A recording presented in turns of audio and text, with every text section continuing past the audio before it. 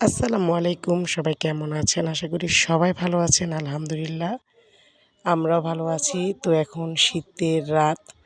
এখন বাজে রাত প্রায় ১১টার মতো। তো আমরা হাঁটতে, হাঁটতে একটু বাজারের দিকে চলে এলাম, যেটা কাছের বাজার এলাকার। তো এখানে এসে দেখলাম যে শীতের জন্য শীতের পিঠা বানাচ্ছে, চাপটি বানাচ্ছে।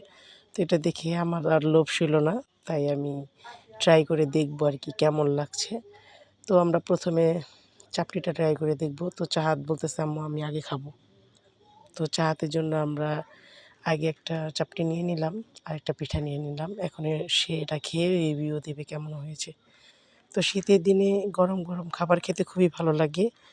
আর এরকম রাস্তার পাশে যারা বিক্রি করে, তাদের হাতের খাবারটা খুবই সুস্বাদু হয়। বাসায় যতই বানাই, কিন্তু বাইরের খাবারটা বেশি ভালো লাগে। তো যাই হোক, এখন চাহাত খেয়ে এটা রিভিউ দেবে। তো চাহাত যখন এটা মুখে দিল তখন বুঝতে পারলাম যে ভর্তাটা হয়তো বেশি ঝাল হয়েছে। তো আলহামদুলিল্লাহ ও খেয়ে বলল যে, "আম্মু ভর্তাটা খুব মজা।" তাই চাহাতেরটা দেখে আমিও একটু ট্রাই করে নিলাম যে দেখি না আলহামদুলিল্লাহ আন্টি খুব ভালো ভর্তা বানিয়েছে। তো যাই হোক উম অবশ্যই গ্রামে আসলে এই জিনিসটা ট্রাই করে দেখবেন।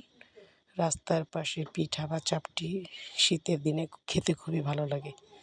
তো যাই হোক আমি একটা ডিম চিতই পিঠা নিয়ে নিলাম। এটাও খুব আ গরম, গরম ছিল। তা গরম, গরম পিঠার সাথে ঝাল ভর্তা খেতে খুবই সুস্বাদু।